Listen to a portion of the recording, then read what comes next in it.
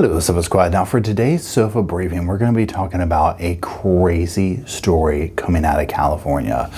This is one where a surrogate mom discovers that the couple she had a baby for actually had like 21 other children through surrogates. And none of the women even knew. So we're going to go over a quick rundown, okay? So Kayla Elliott thought that she was like, helping out a couple who was desperate for a child, and she's like, okay, here we go, I'm gonna be the surrogate and all this type of stuff. Well, it turns out, okay, that the couple, Silva, Zhang, and Xuan, I hope I'm saying those names right, were secretly using their own agency to find women all over the country to carry babies for them. Now, there were kids stashed everywhere, okay, in multiple homes. Most of them were just toddlers. So I get 21 toddlers, okay?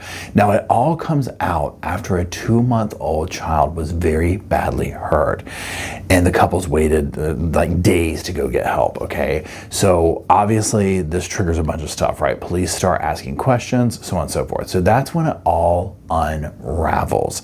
Now then surrogates from places like Texas, Florida, they start learning the truth about what was going on, right? And like all the pieces of the puzzle start coming out, okay? So they had all been told the same sob story, and it was all a setup. Now, at this point in time, you're probably asking, like I was, okay, what was the couple actually doing with all the kids? Now, at the time of this recording, we don't have all the answers to this part, right? But here's what we know, and some of this will seem a little bit repetitive, but it just is what it is, okay? So again, the couple ended up, like I said, with like 21 kids or whatever, under the age of 3, living in all these different houses that they operated. So the authorities at this point, they don't know exactly why they wanted so many kids, okay? So far, and again, this is the time of the recording, there's no clear evidence that they were actually selling the children, running an adoption scheme, or doing some kind of like trafficking situation. Police instead at this point are calling it a surrogacy scheme, and with basically the couple just secretly recruiting surrogates under false pretenses through their own agency. Now, again, like I said, the baby got injured, cops got involved, all this type of stuff. So they said that they found the kids in cramped and literally, obviously, sometimes dangerous situations. There was at least one nanny who was caught on video abusing a child. Now, all the kids have since been put into protective custody, as you can imagine, right? The couple so far is only facing felony child endangerment and neglect charges. Now, again, as of now, the couple hasn't explained why they accumulated so many kids.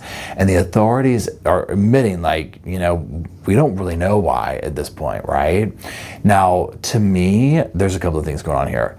I don't know all the laws with the surrogacy system and whatnot, but obviously, I don't know how that's governed, but it probably needs to be looked into. Families, babies, surrogates, all these people doing this, there needs to be some level of something to crack down on this, okay?